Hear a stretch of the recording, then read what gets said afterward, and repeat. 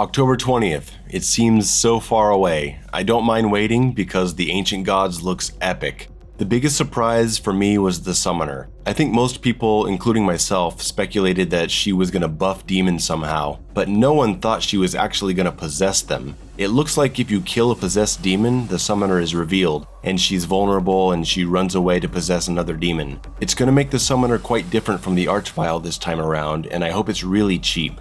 Is this her being vulnerable to the microwave beam? Awesome. I'm really pleased to see that there are story sections. Why is the Slayer diving into the ocean? I guess we'll have to wait and see. Okay.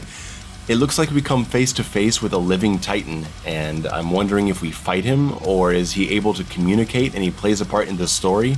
So many questions. He's riding up on a Titan's hand to a higher level, and it's so classic God of War, I love it. My favorite part by far is the meat hook platforming. There's this section here that looks like it might actually require meat hook platforming to pass. If that's true, I'm very happy about that.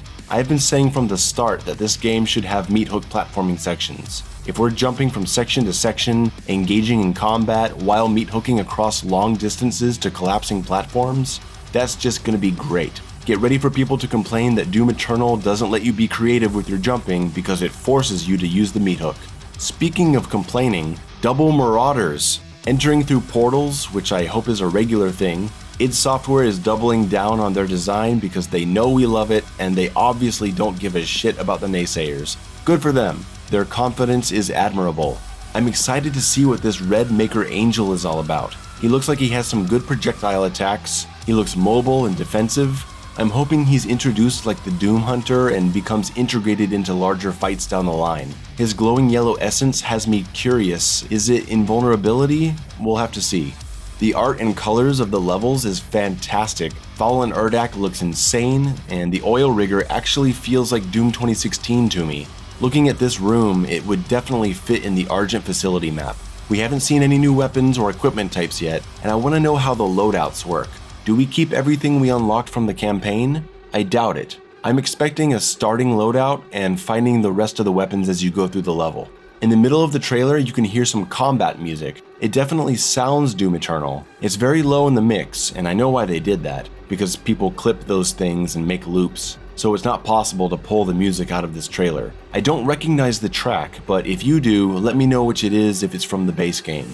I have a prediction on the music. I could be wrong here, but I'm calling it. There are tracks from Mick Gordon's Doom Eternal work that were not used in the base game because id Software knew there were problems and they saved a few tracks to be used in the DLC missions. I'm calling it. This would not be surprising at all. I think we're gonna get a mix of original music, maybe 1 or 2 tracks reused that we already know, and 1 or 2 unreleased tracks. We'll see soon enough. But I'm incredibly excited. These don't just look like extra maps, they look like a true expansion of the single player campaign, and that's exactly what I wanted. Stay tuned and get ready for October.